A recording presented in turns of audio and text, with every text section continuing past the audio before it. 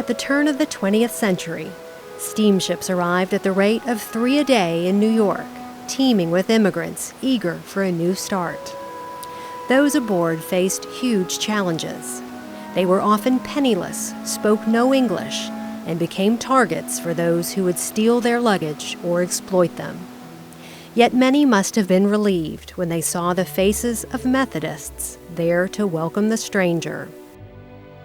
Greeting people on the dock was one of the ways that the women of the church were able to receive people and connect them to a place of safety. One woman who changed history was Methodist Alma Mathews. She devoted nearly 40 years to the daily task of meeting the boats and offering women, some traveling with children, free lodging at the immigrant girls' home.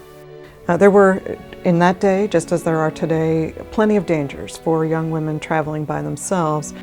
Despite language barriers or concern for her own safety, Mathews would approach women coming off the ships and offer assistance. Some of them were coming to meet family. Some of them were coming without knowing what the situation was that they would face. She greeted them at the harbor, she collected food, she collected clothing. We have records of her reports where she would say distributed this many pounds of clothing, wrote this many telegrams, wrote this many letters, because she was trying to connect, especially young girls, to family who were expected to receive them. Alma's parents were doing this work for years before Ellis Island opened in 1892. They were appointed by the Women's Home Missionary Society of the Methodist Episcopal Church, a precursor to United Methodist Women. Alma and church members carried on for decades, helping thousands of women find safe shelter.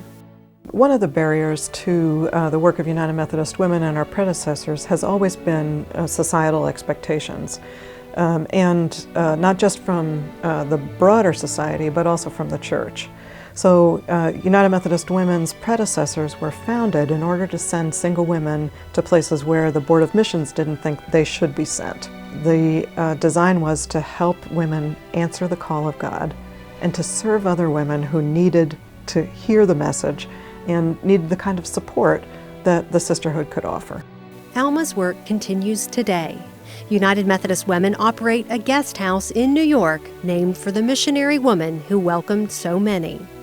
The Alma Mathews House accommodates lay people and clergy from all over the world. Some are in New York to advocate for women through the United Nations.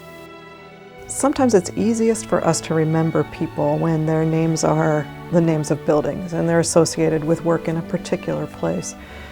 Most of us don't have buildings named after us. Most of us are not engaged in the work of United Methodist Women as a full-time job.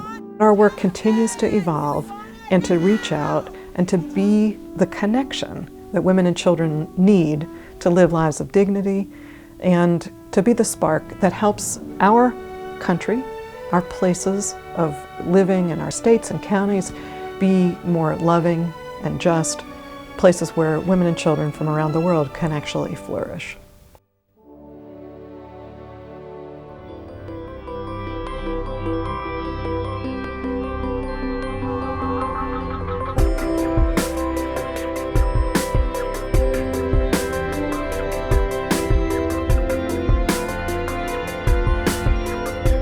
This video was brought to you by the people of the United Methodist Church through World Service donations.